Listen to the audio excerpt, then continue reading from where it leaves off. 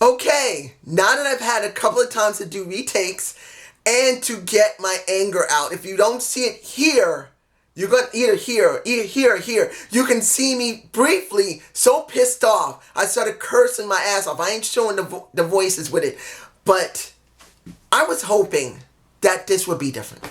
I truly, if you see my Smack Up Snackdown, I don't know how many people saw it. Probably like 10 people, if I'm lucky. But if you saw how I felt, I just didn't see where the WWE was going with this. This show was no different than SmackDown. It had nothing good in it. It has no direction. None. And if anybody liked this, you really need to reevaluate yourself because none of this helps the WWE. And I know you're going to say, well, I don't care if it helps the WWE as long as it's entertaining. Really? The WWE has AEW breathing down their neck. Because that's what they're thinking. And now with Impact moving to Axe TV, and I've said it clearly, I don't know how the writing's going to go for Impact. I'm hoping the writing's going to be better because they're going to have a better budget. They're going to have much more bigger fan base because they got 120 million subscribers. People who subscribe to Axe TV, that maybe even a third of them, even a third, 30 million people looking at it. They may get 3 or 2 million fans compared to 8 or 500,000 people. Even 3 million fans is better than whatever they get. But they got them breathing down their neck. You would expect them to do a no-brainer. They did not. They gave us a show that exactly epitomizes what I said. This is just stupid crap and a complete waste of time. That's what I'm using the title. This was a complete waste of my time.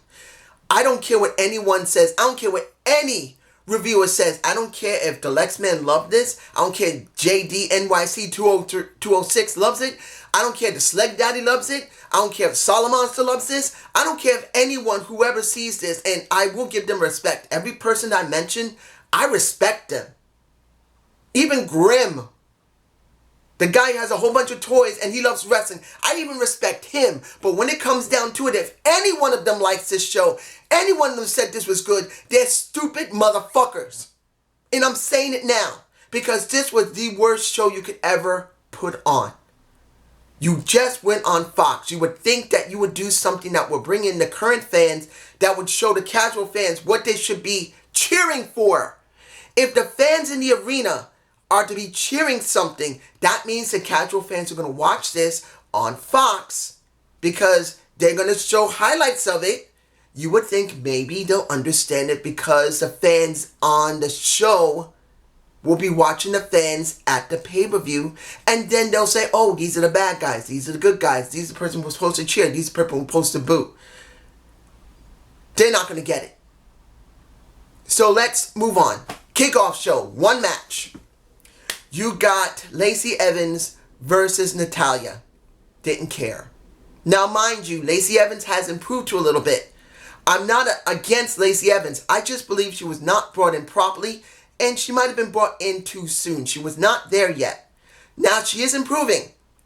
I'm not against Lacey, even though she's got an arm like a man. She's a thick woman. She not like thick like she's thick. She's just thick like a Charlotte Flair. She's built like a guy.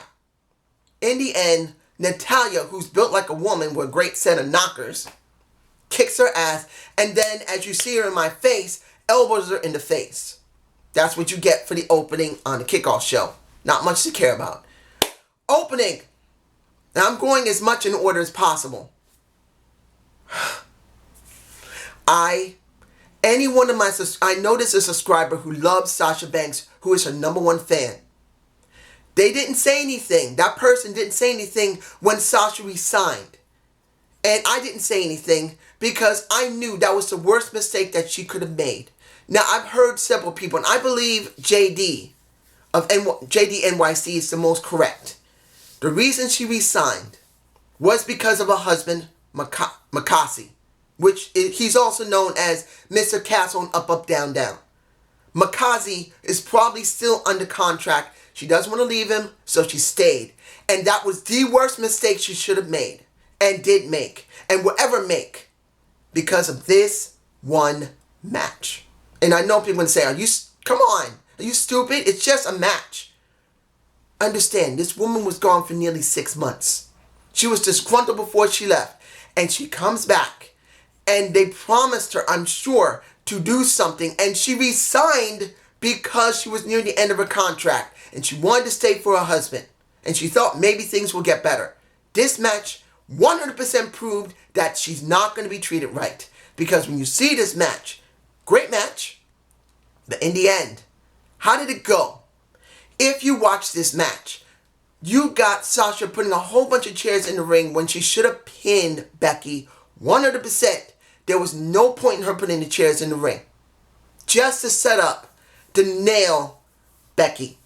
And she basically does a flip off the top rope, or near the top, I think it was the second turnbuckle. She flips off there, she lands wrong. No, I'm sorry. I'm so angry right now, I'm getting things mixed up. You got the fight, then you got Becky doing the exploder off the second turnbuckle, and then puts her into this armor, and then she, basically, if I got the shot, it's in my face. She taps out like a bitch. She freaking taps out like a bitch. What did I say? What did I say in my comments when I talked about her documentary? That the WWE, they don't treat their talent right. There was no point in Becky retaining that freaking title. She needed to chase somebody. She needed to drop the title to somebody. Because Ronda Rousey is not there. She needs to be doing something. Even though she's on WWE Kite, what is it? She's on the game. That's 2020-21. Who cares? No, 2020. She's on WWE 2021. I can't remember that. What is it? TK or 2K 2020. She's on that. It doesn't matter. She could still drop the title and she could still do something. She needed someone to chase, and you don't get that now. This is what we get for Sasha. Let's move on because I'm talking too long. We got King Corbin versus Shorty G. Hasn't been said yet. Hasn't been said yet. It's coming. You got them both in the ring. Corbin rolls out and says, you know what? You've been a very interesting competitor, but you just keep coming up short. So many damn short jokes. And in the end, he says, I now coronate you. Well, I now give you the moniker. Not coronate. I give you the moniker. Shorty Gable. I know it's going to be shortened to Shorty G soon. They're trying to prepare you. If anyone likes it, think of where they're going with this. You're legitimately having a guy who's not very tall. It's not the point. He's no better than Daniel Bryan being called a short wrestler for the rest of his time there. Shorty Gable or Shorty G. And maybe he beats a King Corbin. But what does that actually mean? Like I said when the tournament started, when the King of the Ring tournament started, it meant nothing. It meant nothing to either competitor who won, because it always depends on how the WWE... Calm down. It depends on how the WWE is going to push that person. Who cares who wins? If they're not pushed properly, what is the point? So if this is to try and get Chad Gable over as Shorty G or Shorty Gable, it sucks. If this is supposed to get Baron Corbin over as King Corbin, it sucks. Mind you, yes, day before yesterday, on Friday, he did a good job, but it doesn't really get him anywhere. I'm just saying. Let's move on to Charlotte versus Bayley. The SmackDown Women's title. We already done Raw. Now it's SmackDown. Did I believe that this was going to end any different? No. I said this on my Smack of SmackDown. You got a woman who had, I didn't know what it was, either 9 or near 8 title reigns. Now, she has 10 title reigns. Tell me, what does she do now? Tell me, anyone below who loves the freaking Charlotte, tell me, what does she do now? As the face of the women's division, because that's what they're booking her as, who is she going up against? Asuka? No. Is she going to face Bayley again? Probably, but that doesn't mean much, because we saw at the end of that match, after Bayley did absolutely everything as a heel, being still booked as somewhat as a saying that she's a babyface, they didn't change how her ring work was. I'm calmed down. I'm angry. She didn't change her ring attire. She didn't change the theme music. She didn't change those blow-up doll things. She didn't change nothing. She's still the same old Bayley, a plot device. That's what you got. And in the end, she gets her ass beat and cries like a bitch afterward after she throws a tantrum. And doesn't that sound interesting? Because people kept saying that she threw a tantrum right after WrestleMania with Sasha. And now she throws a tantrum and she starts crying here. This just was stupid. You got Bayley. They could have done something with her and did nothing with her. And then you have Charlotte, a woman who now has 10 title reigns. And the only reason she had 10 title reigns that any of them mean anything is because of Sasha Banks. It's not because she's the best wrestler. It's because she worked with one of the best wrestlers that covered for her. Because she's not the best. As I said, she's good, she's not great. Let's move on. We had, oh boy. I am just so, Alexa Bliss and, calm down, I am still pretty pissed. Alexa Bliss and Nikki Cross versus the Kabuki Warriors and a Asuka and Kairi Sane, who are now heels, and there is no Paige by their side. I thought Paige was supposed to be the manager. Didn't even mention Paige. Maybe she's not there anymore. Or maybe she's just not working with them. Maybe she's trying to get something good with her neck. But essentially speaking, there was no Paige. And the Kabuki Warriors did absolutely everything they could to cheat. And finally, next to getting missed in the face with Nikki Cross, they finally win a title. No, wait.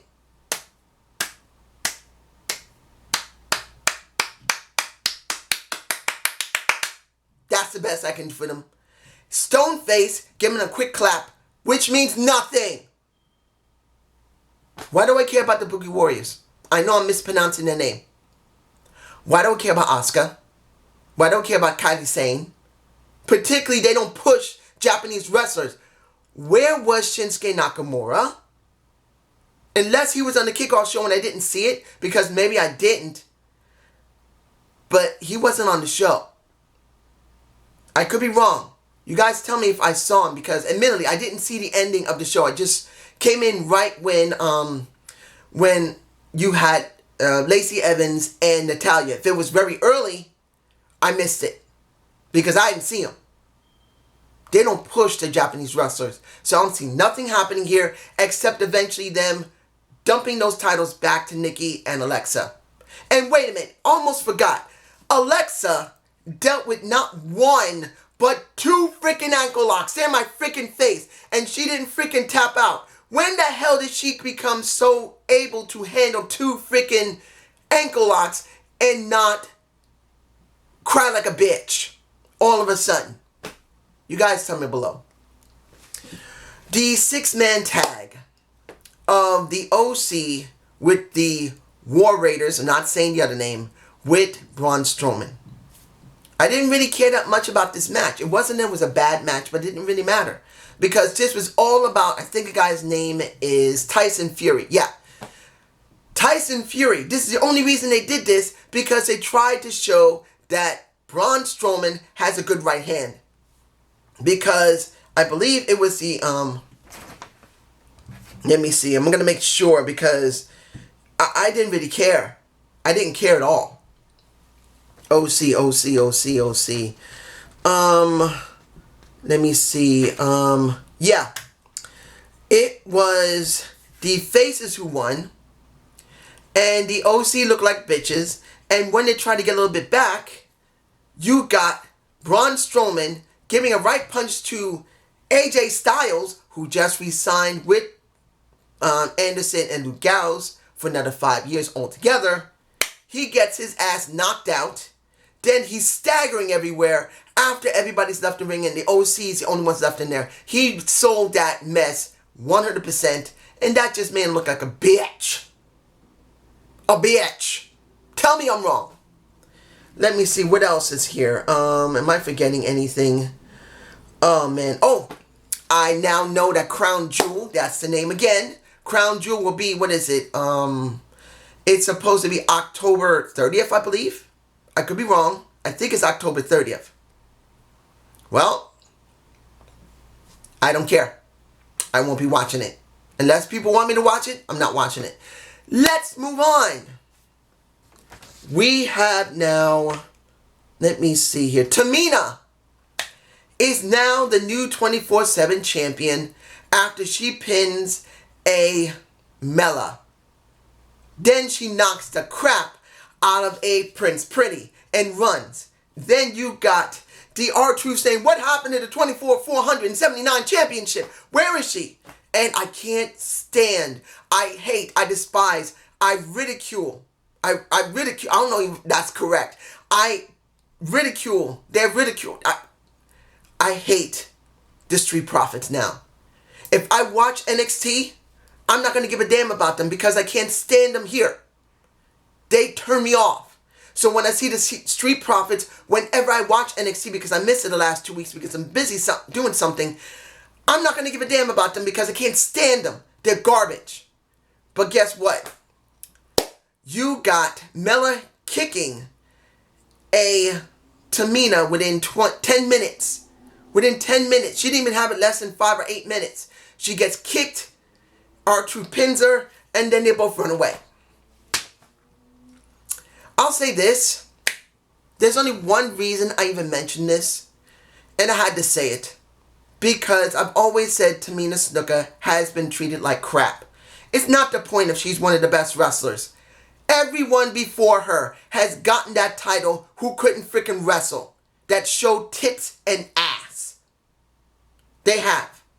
She never did. And in the end, finally she wins a title. One title. She'll be known as the first of 2 or 3 women to get the 24/7 title. Congratulations to me, and you finally got something that is totally worthless. I'm sorry, and congratulations. Let's move on, shall we? Let's move on to, is there anything else I'm forgetting here? There's got to be something I'm forgetting here. There must be something. I got to check, ladies and gentlemen. I got to make sure, because if this is it, we're going to the end of the show, and I'm going to rant my ass off so long, so bad. Either you're going to switch this off, or you're going to love seeing me so freaking pissed off. And Roman Reigns. And I don't know if I even said this. Roman Reigns and Daniel Bryan versus Luke and Eric. Good match. The faces win. A couple of times you think that Luke got hurt. You thought maybe Daniel Bryan might have hurt his neck because he did take a couple of spills. At most of the night, there were a couple of people who looked like they got hurt a little bit. Like Kairi Sane looked like she might have hurt her arm. Then you got Nikki Cross looked like she might have been hurt. You got Charlotte, who couldn't even sell a damn leg injury. That shows you how bad she is. She couldn't even sell a leg injury. She couldn't. She couldn't even sell it. Alexa Bliss sells injuries better than Charlotte. That tells you something. But you wonder if either one of those guys are hurt. And they win. At the end, you got Daniel Bryan and Roman Reigns shaking hands and getting a hug from each other. That's it. I gotta say this. Did this actually help Luke? No. Did this actually help Eric? No. Did this actually help Daniel Bryan? No. Did this actually help Roman Reigns? No. This was a complete waste of time, as I said. They could have built this up around Daniel Bryan and Roman Reigns. They could have done it. They should have done it. And they didn't. Daniel Bryan should have been the assailant. They were even saying it on SmackDown's commentary team. We thought it was Daniel Bryan. Why would you go there? Why? There was no point in it, just to rub it into the fans' faces that, well, we know you wanted it, but we left it out just because we wanted to. Daniel Bryan and Roman Reigns should have been the emphasis of this. And I said this was garbage, and what do you get? Nothing. And I don't believe they're going to do anything much with Luke and Eric now that this is all said and done. Yeah, they may still team them up together, and maybe, just maybe, you might have Daniel Bryan and Roman Reigns in a tag team, And I wouldn't mind seeing them as champions of either Raw or SmackDown if they're on the same show. But as it stands, Eric and Luke are literally just a plot device because they had nothing for Roman Reigns and Daniel Bryan to do. That's it. That's all you got. I hope you enjoy it. You're welcome. Finally, let me check again. I gotta make definitely sure. Almost forgot. Only 2 people got pyro. 2. Roman Reigns, and this is what I understand. Now there's going to be pyro for people. Roman Reigns was the only one that got pyro. Alexa Bliss and Nikki Cross got pyro, but I believe it was for Alexa Bliss. If you look on Raw, they got more pyro than SmackDown got pyro. You got one time with pyro, and that was Roman Reigns. And here you got pyro just for one person, Roman Reigns. You think things have changed? You're looking at the set for Raw. When you were at Hell in a Cell, which set were they using? Were they using the SmackDown set? Or were they using the Raw set? Guess what? It was the Raw set. Nothing's changed. Nothing changed at all. Now, this will prove 100% that I was 100% right to be wary of a Fiend in a Bray Wyatt. What did I tell you guys when they started showing the Firefly Funhouse? This looks great, but unless he begins to win, it means nothing. The Firefly Funhouse means absolutely nothing. If he's not ever wrestling again and he's just doing these bits, fine, that'll be great. But he's wrestling. And if he does not win, what does this mean? Why do you give a damn about the Firefly Funhouse if the guy can't even win no matter what match he's put in? So what do we got here? The opening was alright for a Seth Rollins. Then once the Fiend came out, they bathed the entire area in red, which I thought was actually a nice touch. They don't normally do that for Hell in a Cell, so seeing red was actually a great thing. I did like it. The match itself was almost one-sided. The Fiend was mostly doing some good work until Seth Rollins started doing whatever was necessary to win. Seth Rollins, if I counted, I tried to count as many times he did his stomp, the flying knee, as well as the super kick. I think he did up to 10 super kicks. I could be wrong. I got 7 here, but I remember nearly 10. He did about 7 or 6 stomps. And flying knees, he did maybe about 3 or 4 flying knees. Then he got chairs, hit the Fiend in the head more than once. He got table. He did what he could to try and do something. He jumped onto the Fiend, flying into a table. Then you got him getting a ladder, throwing the ladder at the Fiend, doing whatever he could. Then he started piling stuff on the ladder. Then he hit with the chair on the ladder to the Fiend's head. Then he went and got a tackle box full of tools and started hitting the thing to try and hurt the Fiend. And each time, the first pin he finally got on the Fiend, won. Great, I liked it. Again, won. Great, I liked it. He finally got another pin after I think about 4 or 5 flying knees. And at least 2 or 3 stomps. He got a 2. No, that was right after he had been put through the table and got hit with the ladder. He finally got 2. And I'm thinking, okay, maybe he's going to do a rise like The Undertaker and sit up. Nope. You got Seth Rollins again getting more and more and more. Then he gets the sledgehammer. And this is the thing I don't get. Why the fuck did the breathe. You can see it in my face. This is Hell in a Cell. Anything goes. Why is the ref trying to stop Seth? Saying, don't do this. You're never going to regret it. You're never going to be able to take it back. You're going to regret it. Over and over again. Over and over again. Over and over again. And Seth looked like he's going to stop. But then he hits him with the sledgehammer. With chairs. As well as the ladder on top of him. And then the ref calls the match.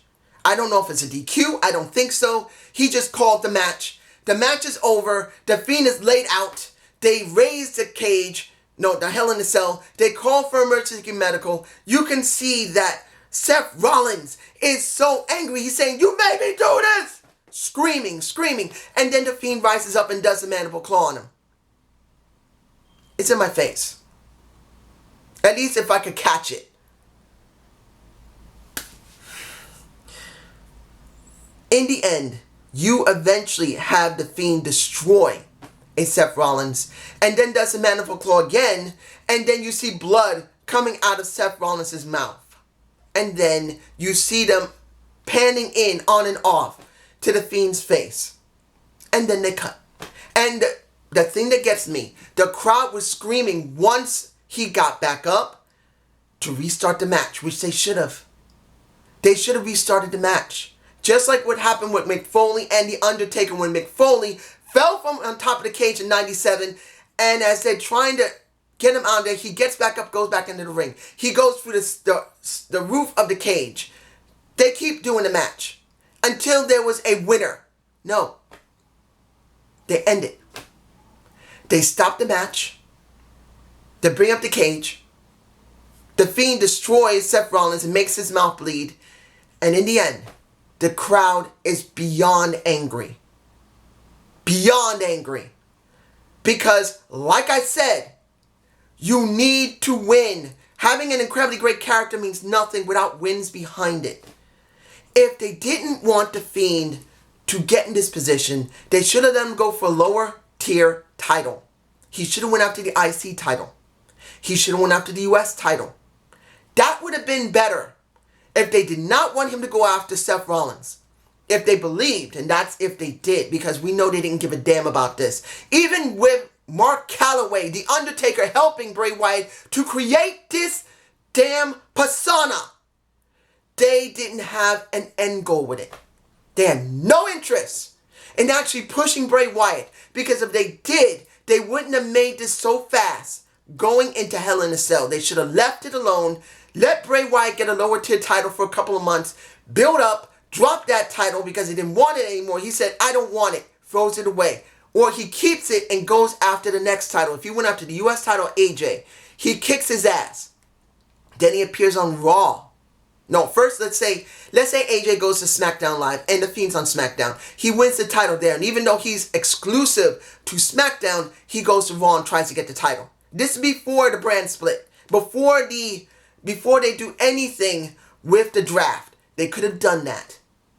Then he goes after Shinsuke Nakamura, gets that title, and then if you really feel like he's ready for it, then you let him go after the US, not the USD, you see I'm mad, the Universal or the WWE Championship. They could do this, calm. If he's going to SmackDown, and that's Bray Wyatt, they could have built this up for a Kofi Kingston. If he's going to be on Raw, they could have built this up for Seth Rollins. Even going into Crown Jewel, even going to Survivor Series, at least they would have built this up properly. They could have given it more time to allow the people to get what they want. They wanted him to have a title and show that they're really doing something with him. And they've done nothing. Nothing with him. And if anyone thinks after this he's going to get treated right, as I've said so many times before when it comes to Bray Wyatt, they have changed him multiple times. Gave him new angles. And every single time, he speaks great. He destroys someone outside the ring. But when it counts to get in the ring, he gets nothing. This show was a complete waste of my time. I should never watch this show. It's such a waste of time. I should have been working on my animation. I was making sure I did not miss anything. And I didn't even need to watch this. Were the matches bad? And I want to make this clear, anyone who watches this. For me personally, because of the outcomes of the matches and that they were so stupid they made those decisions, this is a dead show for me. But for other people, I want to make this clear. You may like it. There are several matches that are actually well constructed. They did great work. Like Ali and Randy Orton was a good match. It was a damn good match. It wasn't the greatest from Randy Orton because it wasn't his best. But Ali looked good, even though, again, he loses. But he does get little props like this from Randy Orton. He did get it. Seth Rollins with the Fiend before the ending was a pretty good part. If the Fiend had defeated him, it would have been an incredible payout. But if you ignore the ending, it's not bad. When it comes to Sasha Banks, another one. If you ignore the ending, it's a good match in itself in Hell in a Cell. It is good. You can enjoy it. Charlotte, no. I wouldn't recommend you seeing Charlotte. Charlotte and Bayley is not worth it.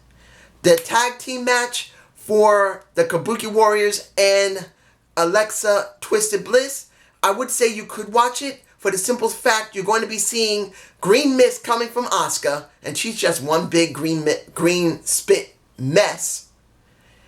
And they win the titles. I would recommend you at least seeing that, even if it's not one of the best matches. And particularly, it pissed me off to see that not one ankle lock. It was 2 ankle locks she resisted. Really? Alexa Bliss resisting 2 ankle locks from Asuka. Why didn't she use the Asuka lock? Why? But this is just me. Have a good day. Have a good night. Peace!